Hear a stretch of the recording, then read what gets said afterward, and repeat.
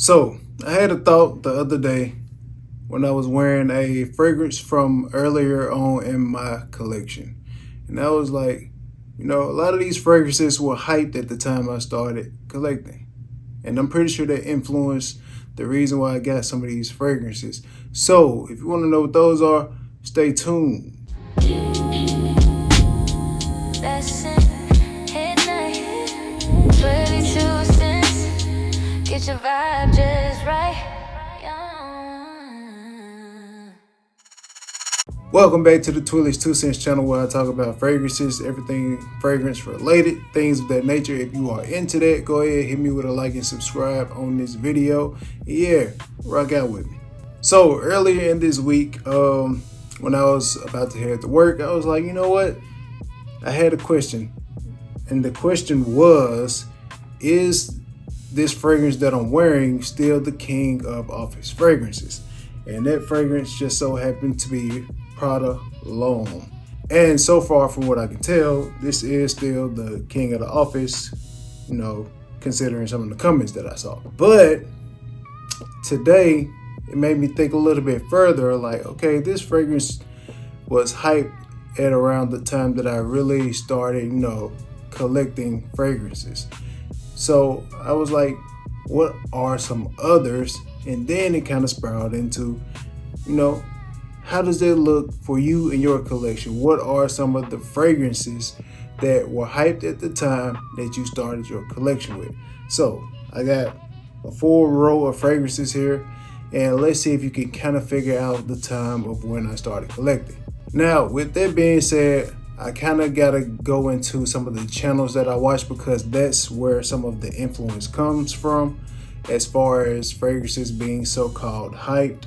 And these were some of the channels that I was watching at the time. You got Big Beard Business, you got the Bowtie Fragrance Guy, you got, I'm trying to think of these off the top of my head. You got Justin Copeland, Ross, the Perfume Guy, and even around this time you had a little bit of Jeremy Fragrance, I think like Gent Sense, and some others as well. And I'm pretty sure I'm probably forgetting a lot, but I used to watch these channels, and I think it was around, I remember the year was around, but let's see if you can guess what the year range was in the comments. So since I got a whole bunch of fragrances, well, not too much, but since I have a lot of fragrances right here in front of me, I'm not gonna really dive into them too much, but let's see if you can kind of get the area of where I started at. All right, so starting off with Prada L'Homme again.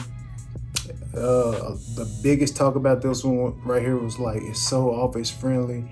This is the best office fragrance, and I would have to still agree with that. I wore this earlier in the week. This is like one of the most inoffensive fragrances that you can probably buy. You ain't got to worry about overspraying it, because it won't be overbearing to the people, that smell it. Contains one of my favorite notes of iris and stuff like that. You have that powderiness with this, but also a freshness. Violet definitely stands out. Yeah, moving on, because I said I wasn't going to talk about these fragrances that long. All right, so this one was a big one. We have from the house of Miss Chanel, we have Annie. Hype is definitely warranted with this one. Great vanilla ginger fragrance, awesome.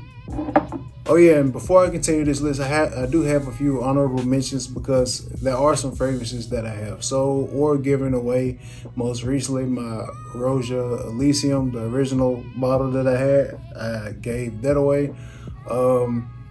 Another one that was hyped during the time that I started this was Dolce & Gabbana, the 1 EDP. Don't have that anymore. And other notable ones like Leighton from Parfums de Marly. Yeah, some great fragrances. Definitely worth the hype, but I just don't have them anymore. Moving on, we got Mancera Cedrat Boisé. Now, this isn't the original Cedrat Boisé, because I wanted the Intense, but this was definitely, Cedrat Boisé was one that I always had on my list, but this one ended up coming out before I ended up pulling the trigger on Cedrat Boisé, and I figured I'd rather go with this one. It gives a little bit more than the original Cedrat Boisé to me, but definitely was hyped around that time. Next up, we have Bal d'Afrique from Byredo. This and I would say Mojave Ghost were the two most talked about from this brand at the time that I had started collecting, and definitely sampled these at that time, and this is one that I really wanted to get. Mojave Ghost was a good one too, but I was able to get more wear out of this one right here. Bought that free from Byredo. Now this next one was talked about a lot. Unfortunately, you can't get this one anymore, but you can, I guess, still get like a variation that's close to it. But this one brings to mind, you know, Kevin Samuels too, because he had a video, I think, that talked about this one as well. But that is Aqua di Gio Profumo. Really ain't got to dive into this one too much. If you know about this one, then you know about this one. And this is, to me, still a great signature scent for the guys out there. Aqua di Gio Profumo. Now this next one, I would probably say Big Bear B talked about this one a lot, which was, if I'm remembering correctly, 1 Million Lucky. I think he used to talk about this one a lot. And I think with this one right here, I always wanted to get the 1 Million Privé one, but I think at around the time that I was really getting into it, that one was discontinued and you couldn't really find it anywhere. Or if I could find it at that time, I didn't pull the trigger, and now you can't really get it. So 1 Million Lucky was that one, the first one I had from the Papa Rabanne brand, and I do like this one, and I got quite a bit of juice in this one. I might have to start wearing this one a little bit more actually. Next up, we have from the house of Amouage. Of course, you probably already know what this one is. This one was talked about a lot at that time. Reflection Man. This is probably fed into the I really like the Irish note situation with me, because at this point, a lot of my collection was, you know, Irish, especially with me liking Prada, that whole lineup, or a lot of stuff that Prada has. Irish is just one of my notes, man. Great fragrance right here. Definitely worth the hype. Moving on. I was definitely sampling a lot, definitely hearing a lot about this fragrance as well. Although I wouldn't say this one was necessarily hype, but this did go along with some of the other ones from the house that were hype, like Bergamot 22, Centel, I think 33, and this one was Another 13. Another 13 was the one that I sampled, and I was like, you know what, I gotta have that one right there. And also Bergamot 22, another fantastic one, just never got around to getting that one. But would I still get it today? Probably so. I don't think you can go wrong with that fragrance. Great in the springtime, and this one is just great all around, any day, any situation. Another 13 from Le Labo.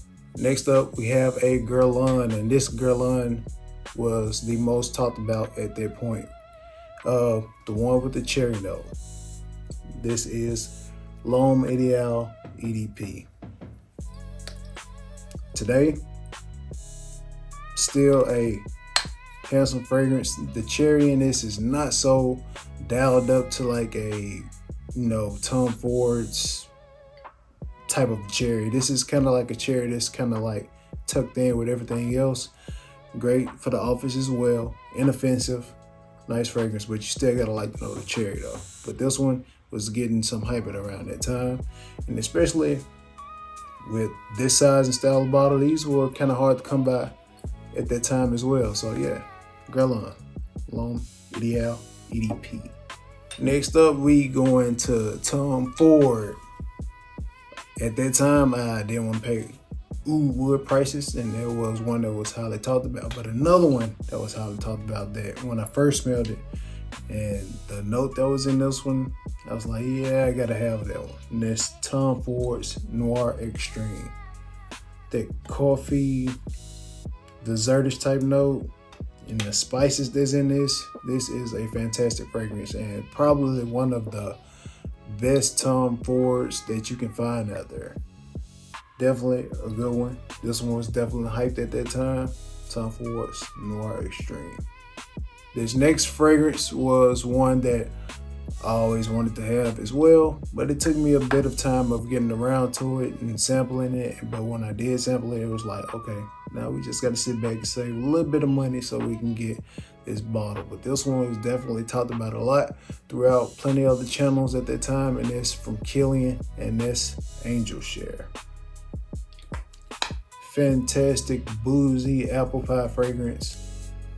Something that's a stunner in the fall and wintertime and date nights. Awesome stuff. Do you know how much this next one was hyped? And if you can kind of hear it before I even pull it up to the camera, do you know what it is? I'm gonna give you a second to go ahead, pause the video, and post down below what you think this fragrance is. But if you know the clickety-clack that's going on with this, you already know it's coming from the house of Victor and Roth, and that is Spice Bomb Extreme. Another perfect fall and winter fragrance, one that is definitely hyped, and I would say still hyped by some till this day. Now me, although I do like this fragrance a lot, I tend to like infrared more. Infrared for me with that cinnamon just does a little bit more for me, but this right here is still a great one and definitely worth the hype. Next, we're gonna do a 2-for-1, and I'm gonna talk about both of these fragrances at the same time, and it's coming from the house of Bond number 9. At this point in time, when I was starting to collect, these were the two most talked about fragrances, and that is Bleecker Street and Lafayette Street. Fantastic spring, summertime, freshy, fantastic floral, and I would say bit of spice, a floral that's very fitting for guys to wear. These were the two bonds that I acquired, and I would say another one that was hyped at that time was Bond number 9 sent a piece for him. Just never got around to getting that one, but I still may double back and get that one. But definitely Lafayette Street and Bleecker Street were one of the big ones at that time that I started. And the last fragrance that I got sitting up here comes from the house of Xerjoff, and before I can even say, you probably already know what that is. That is Naxos. This one was definitely hyped up from this brand, and if I had to choose another one that was hyped from Xerjoff, I would say Naxos.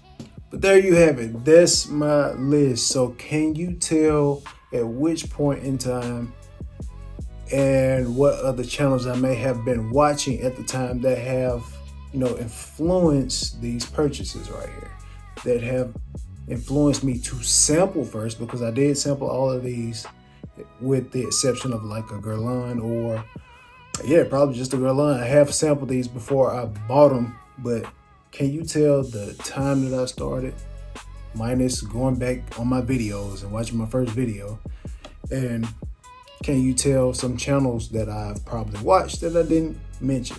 And the reason I want to know that is maybe you know some channels that may have, hype the same fragrances, but I haven't seen them or I don't know them. But I would like to see that channel and their content.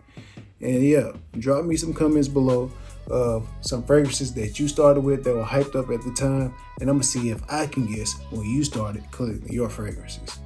Until next time, the next video, I will catch you guys in the next video. Peace.